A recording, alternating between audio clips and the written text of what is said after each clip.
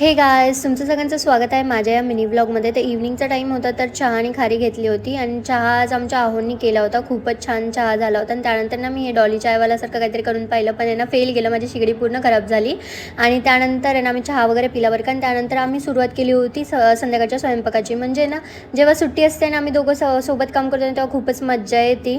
आणि ना त्यानंतर मी असं सगळं उरकून ठेवलं होतं, सगळं कापाकापी करून घेतलं. तुम्ही पाहू शकतात ग्रेव्ही वगैरेची तयारी केली होती. काय करते हे तुम्हाला एंडला नक्कीच कळेल. तर आहे ना व्हिडिओ पूर्ण पहा आणि जर तुम्हाला माझे व्हिडिओज आवडत असेल तर लाईक शेअर आणि फॉलो करा. तर ग्रेव्हीसाठी मी बघा असं बॅटर वगैरे करून घेतलं होतं आणि त्यानंतर आहे ना असे काजू वगैरे तळून घेतले होते. नंतर आहे ना मी कांदा, टोमॅटो आणि कोथिंबीर सगळं आहे ना असं एकत्र करून ठेवलं होतं. तुम्ही पाहू शकता तशी तयारी केली होती मी.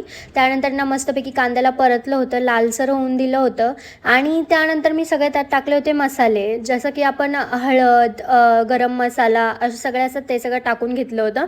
त्यानंतर सगळी ग्रेव्ही वगैरे टाकून घेतली आणि मस्तपैकी ना त्याला एक वाफ दिली आणि नंतर काजू टाकून घेतले. त्यानंतर मी असा पराठा केला होता, गव्हाच्याच पिठाचा होता. बाहेरचं अनहेल्दी खाण्यापेक्षा म्हणलं आज काहीतरी घरीच खायला घालावं आहोंना, त्यासाठी मी एवढी तळमळ केलेली आहे. आणि नंतर याला तूप वगैरे लावून घेतलं, मस्तच झालं होतं. तुम्ही पाहू शकता असं सगळं फायनल लुक होतं. त्यानंतर मी ह्यांना दिलं, ह्यांनी खाऊन पाहिलं, ह्यांनाही खूप आवडलं आणि मलाही खूप आवडलं.